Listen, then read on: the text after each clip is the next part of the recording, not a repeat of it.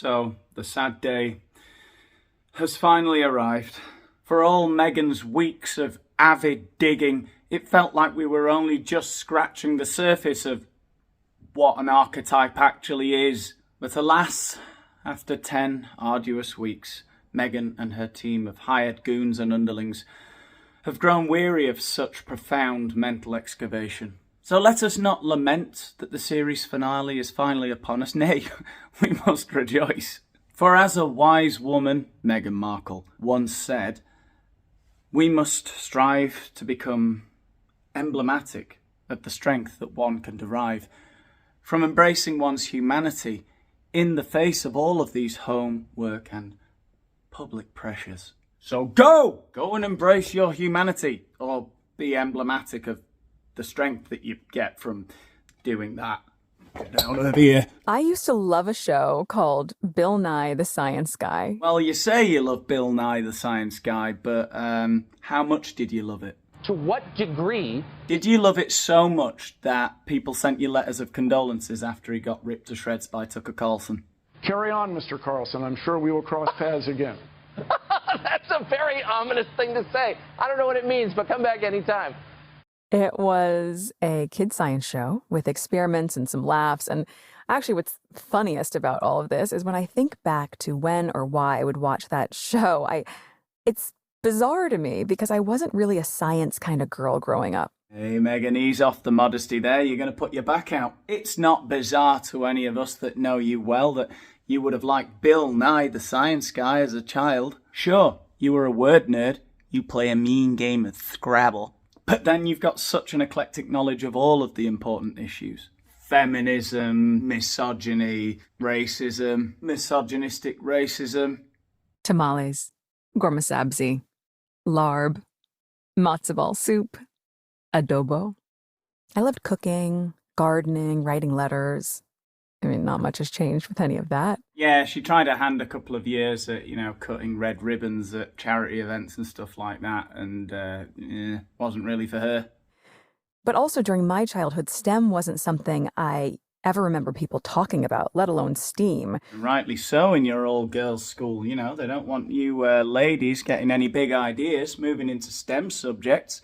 Home economics, please. Plan your marriage. Somewhat paradoxically, the nuns that ran Meghan's all-girls Catholic high school, those radical feminist serfs of God, didn't want those little women getting any big ideas. Stay in your station, pick out a nice dress. Ooh, I bet you want a cake. You can't have a wedding without a cake.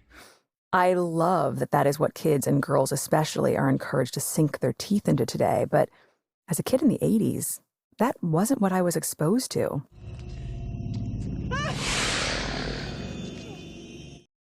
And yet, as an adult, while science may still not really be my thing... What discernibly is Meghan's thing? My fascination with understanding how we're wired, digging deep. Right, yeah, that's her thing. Mental archaeology, I forgot. And understanding the chemistry behind something, that's very much present for me. There's something about being overly figurative in your speech, because eventually it just doesn't mean anything. She's talking about digging deep, being interested in how we're wired. Science isn't really her thing, but chemistry, our chemistry, that's really present for her. What the honest to God, what is she saying? She's more interested in people than in things. Yeah, don't want to be sexist or anything, but... And the most ridiculous thing about it all is she's really not interested in people at all either. Her podcast, Archetypes, is not really a podcast. She's not sitting down and having a conversation. In fact, literally, she's not sitting down with them and having a conversation for many of the episodes. It appears to me, and others have suggested, that a lot of it is essentially a pre-recorded message of her guests answering a few questions that she sent them. And then she kind of adds in her own voice over the top. She dubs in the questions afterwards. But whether she does that or not, it doesn't come across as a deep conversation. They're very shallow conversations. It's not getting into how people are wired. It's just talking about really silly stereotypes and words that people don't really take much notice of nowadays because the conversation moved on 30, 40, 50 years ago. It's so bizarre to listen to. And as luck would have it, amidst the stack of books on my bedside table, I stumbled across a concept in one that explores how we change the way we think and even rewire our brains. I got my pen, I marked it up. I don't know if you're like me with books where you scribble it up, you highlight, you make little stars on things that just stand out for you. Because when I saw this, it immediately made me think of archetypes and what we've been working on throughout this season. What they've been working on throughout this season, her and her lackeys, eh? Mainly, a lot of deep digging. You've guzzled enough. Bring those bricks up and get on. Digging away at my will to live. Because if these labels and boxes are so ingrained in our thinking, and they're not, that we subconsciously judge, engage, or limit both ourselves and others as a result of them, then the larger question is, what's the fix?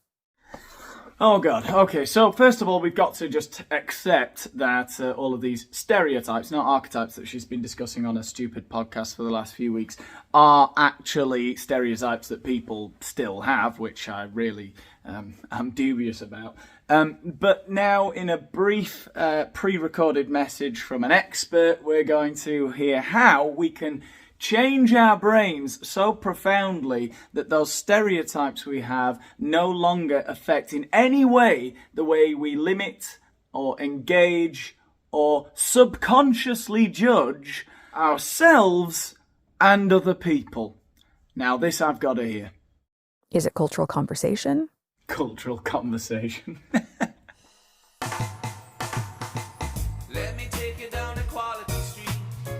Perhaps. Is it learning? Well, yeah, learning is always good, but how do we actually do the reframing?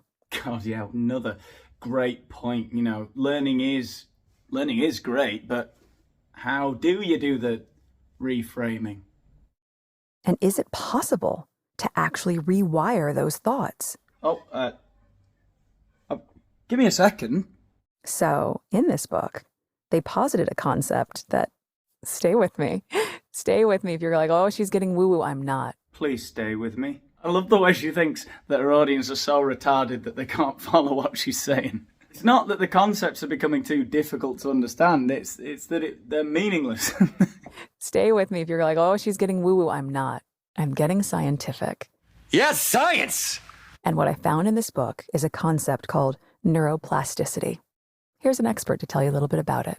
Oof, an expert talking about neuroplasticity. You sure you want to alienate the dwindling morons that are still unironically listening to you, Meghan? Neuroplasticity describes our capacity to keep on learning and growing through our lifetime. Whoa, slow down, boffin. As Meghan already said, learning's all very well and good, but how do we reframe stuff?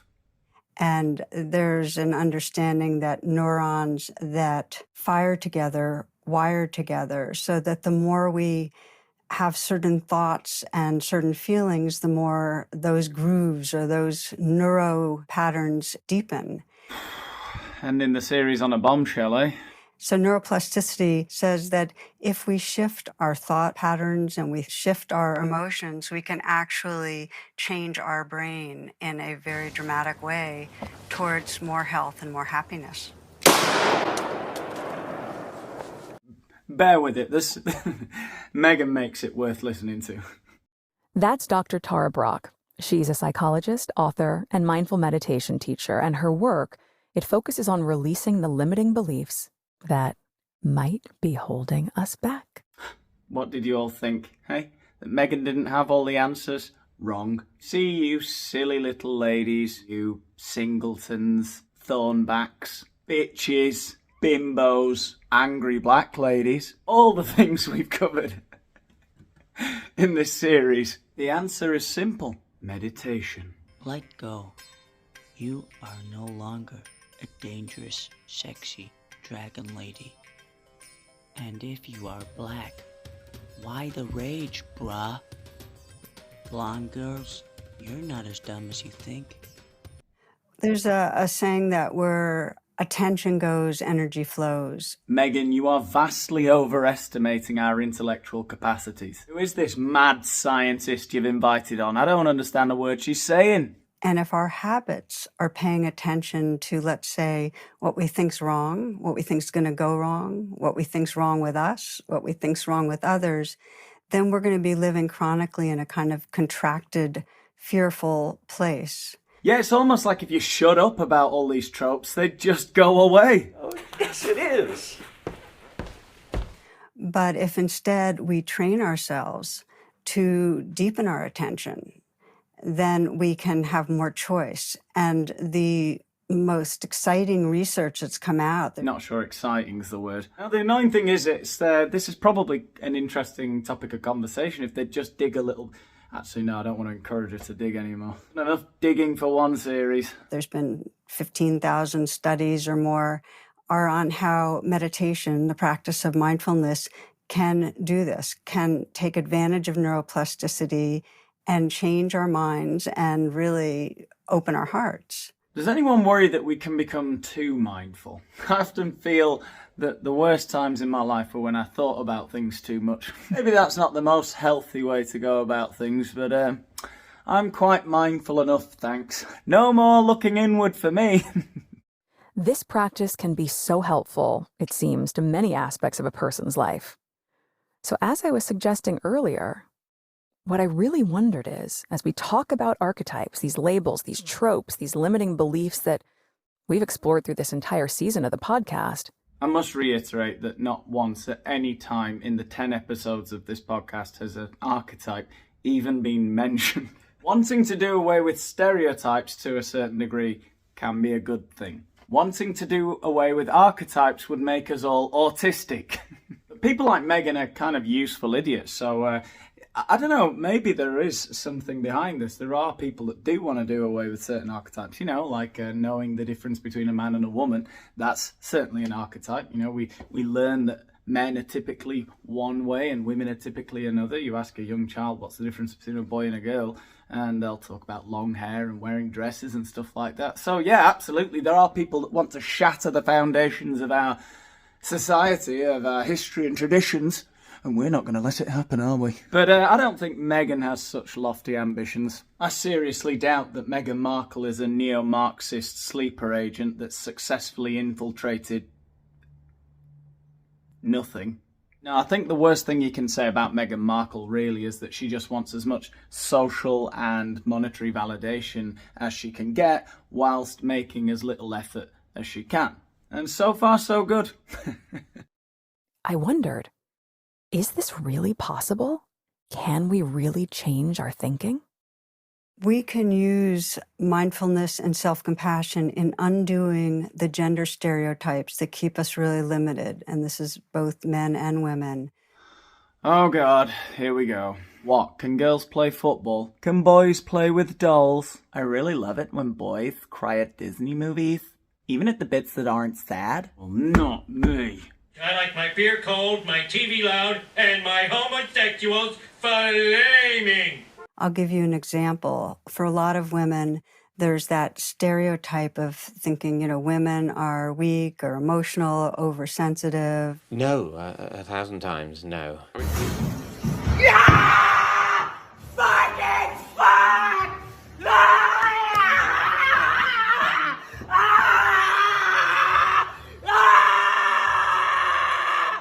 A 1,000 times no. Don't have real power. It might be that men are overbearing and dominant, and yet... Shut up, bitch! aren't capable of tenderness. So, you know, we have these polarized stereotypes. I've said this in previous videos, but I think there's no harm in reiterating it. We live in a time when there is less stigma than there has ever been around all of these things about women being slightly manly or doing whatever they want with their bodies, or men being emotional, or men's mental health. There's no stigma attached to it anymore. Like the manliest men in the world a few decades ago, like professional athletes and stuff like that, would never have spoken about their mental health. They do all the time now.